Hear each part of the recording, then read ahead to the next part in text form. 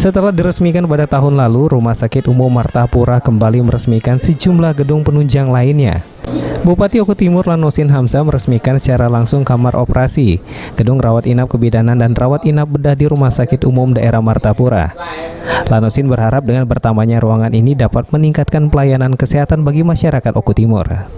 Menurut Lanosin, pelayanan kesehatan ini sangat penting dilakukan demi menanggapi adanya ketakutan masyarakat terhadap kualitas pelayanan.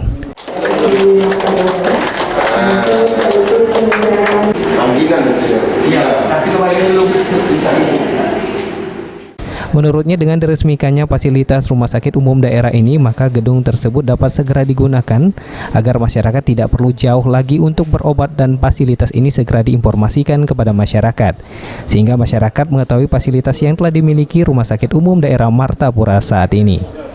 Menurut Direktur Rumah Sakit Umum Daerah Martapura, RSUD Martapura memiliki 4 kamar operasi dengan tenaga medis yang cukup sehingga dapat melayani masyarakat dengan baik.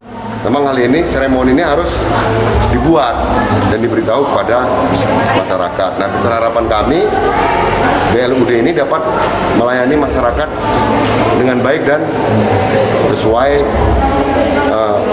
protapnya, sesuai protap sebagai rumah sakit tipe D.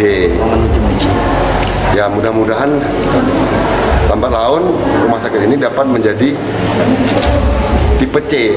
Tentu banyak yang harus kita cukupi untuk mencapai tipe tersebut. Seperti itu.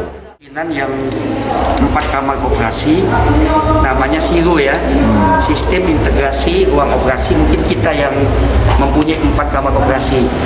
Di kabupaten-kabupaten lain yang rumah sakit daerah kemungkinan paling banyak dia punya 3 kamar operasi.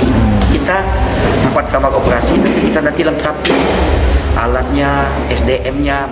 Dedi juga berharap Rumah Sakit Umum Daerah Martapura ini dapat memiliki 104 tempat tidur agar bisa menjadi Rumah Sakit Umum Daerah tipe C.